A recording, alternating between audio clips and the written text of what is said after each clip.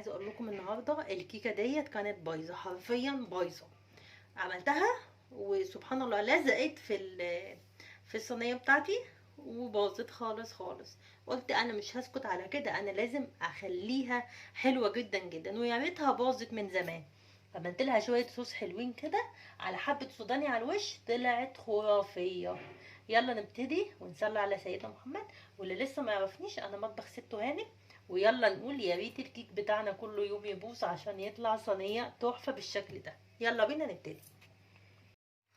لو كيكه باظت منك تعالى اقولك هنعمل فيها ايه. يلا بقى بينا.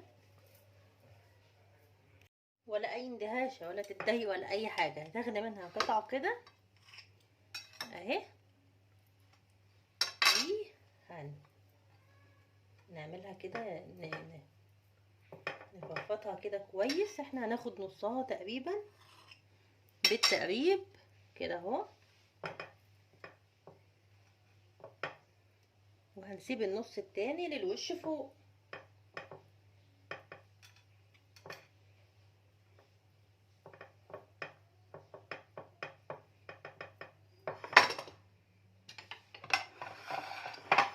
كده اهو بالشكل ده. طريقة سهلة جدا جدا جدا، وهقول لكم الصوص دلوقتي هنعمله مع بعض. وبتطلع يا جماعة الطريقة دي مهما كيكي يبوظ منك ما تتضايقيش، ولا تخافي ولا تقلقي ولا تزعلي.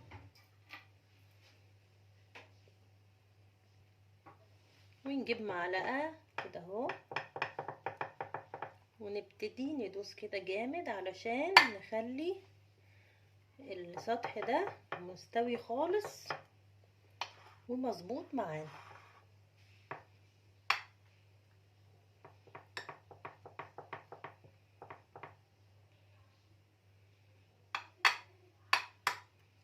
تمام تمام تمام. هنعمل ايه دلوقتي؟ انا هعمل الصوص بتاعي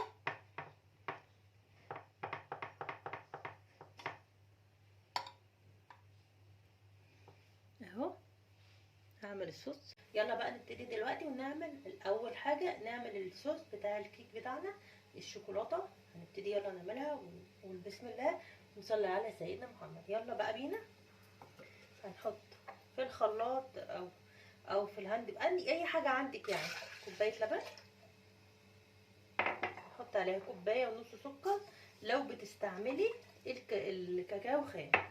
لو مش بتستعملي الكاكاو خام يبقى هتحطي كوبايه سكر واحده بس. هنخلط كل المكونات دي مع بعض قبل ما نعمل اي حاجه علشان السكر يدوب معانا. يلا بقى بينا نخلطهم.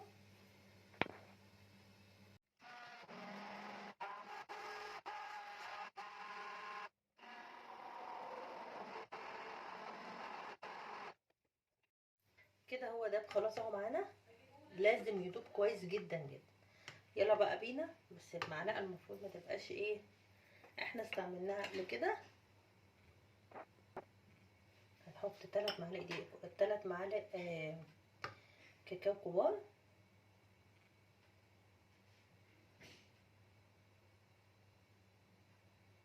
كده 3 معالق كاكاو كبار، وهننزل بالزيت عليهم.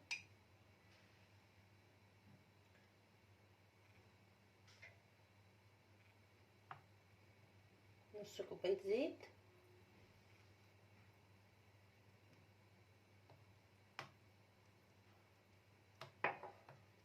نخلط بقى كل الكلام ده كله مع بعضه.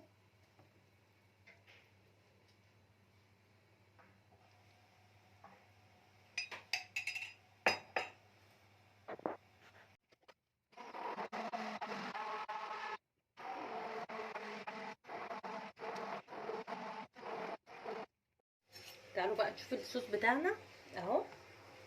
شايفين قوامه فظيع، هيقعد برضو كده دلوقتي جوه التلاجة هيسقع اكتر اهو. جهزته خلاص. يلا بينا بقى مع بعض نحطه جوه التلاجة. وبعد ما عملت الصوص بتاعنا اهو، انا نص كوبايه اللي انا شلت منها هحط فيها اللبن. هكملها تبقى كوبايه كامله لبن كده اهو. وهقلب كل ده مع بعضه كويس جدا جدا جدا. هنبتدي نسقيها كده عشان ايه، هي طبعا يعني تبقى طرية خالص معانا.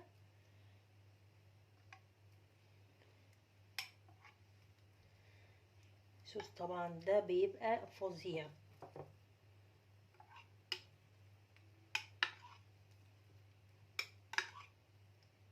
انا هدوقكم حاجة النهاردة خيال، وتقولوا يا ريتها باظت مني على طول.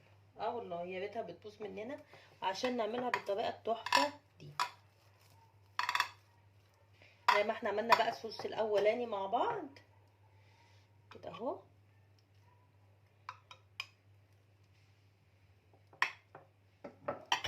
حاجة يعني.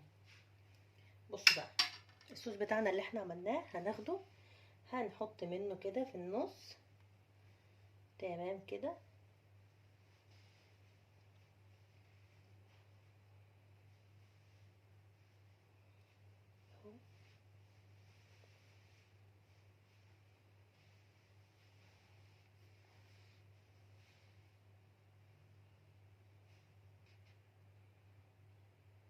نصه كده بالظبط، وهنسيب بقى النص التاني للوش فوق. تمام اهو كده. طعمها خيالي بجد. خلاص كده. وبعدين معايا شوية فول، قصدي سوداني، شوية سوداني معلش، وهنرشه كده السوداني بتاعنا اللي هو الفول السوداني. هنرش كده في النص، طبعا بيدينا طعم حلو جدا جدا جدا.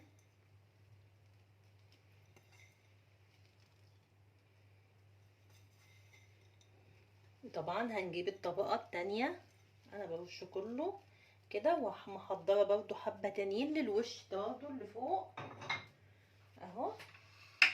هجيب برضو زي ما عملت اول الخطوة الاولانية، هعمل برضو الخطوة التانية. مفيش حاجة عندنا بتترمي يعني. يعني الكيكة باظت هنقول لها انتي ليه بوظتي؟ لا، هنشتغل بيها ونظبطها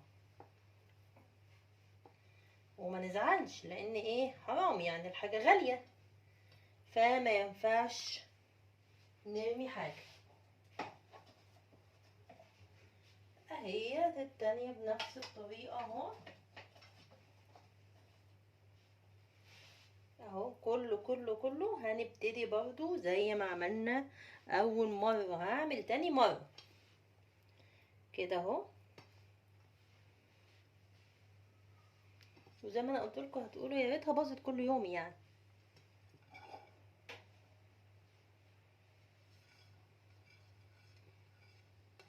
حطيت كله كله اهو.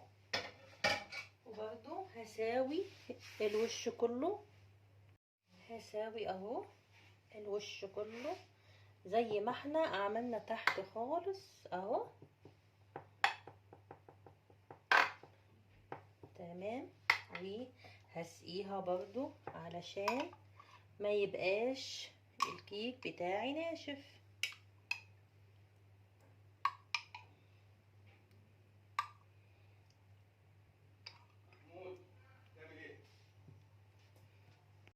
احنا زي ما عملنا اهو الاولاني هنعمل بقى التاني، الجزء التاني من الصوص اهو هحطه على الوش.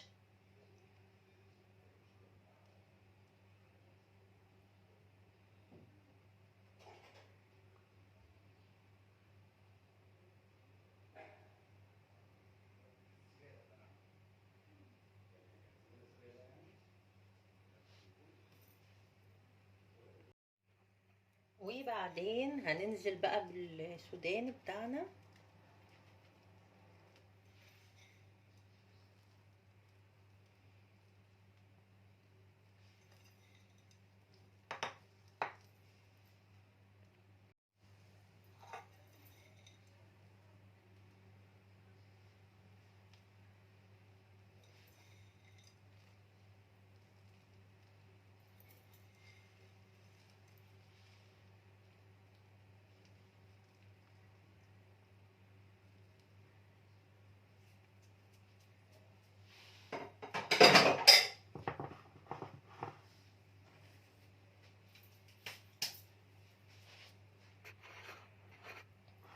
بالشكل ده اهو اهي. يلا بقى نحطها في التلاجة تسقع كده، ونقطع بقى حتة مع كوباية شاي، ونشوف هتطلع طعمها عامل ازاي. بعد ما طلعت اهي، شايفين عاملة ازاي؟ سقعت وبقت خرافية. هنقطعها بقى مع بعض دلوقتي وندوق ونقول يا ريت الكيك بتاعنا باظ على طول. بصوص صغير بس، احنا عملنا شوية صوص صغيرين ظبطوا لنا كل الكيكة اللي باظت مننا والحمد لله. يلا بقى بينا ندوق. يلا بقى نقطعها مع بعض. بسم الله.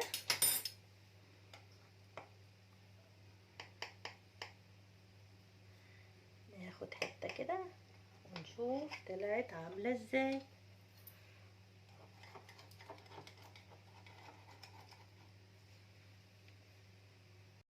اهي بعد ما قطعناها ندوق بقى ونقول بسم الله. شايفين عاملة ازاي؟ هي بتتكلم والله على نفسها، حلوة جدا. طبقاتها كده والصوص جوه، وهي متغرقة اصلا صوص من جوه ومن بره، يعني فظيعة.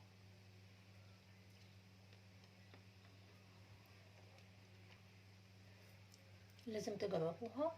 ولو عجبكم الفيديو وعجبتكم الطريقة، عايزة لايك وشير وسبسكرايب عشان يوصل لكم كل جديد مع مطبخ ست هند. مع السلامة.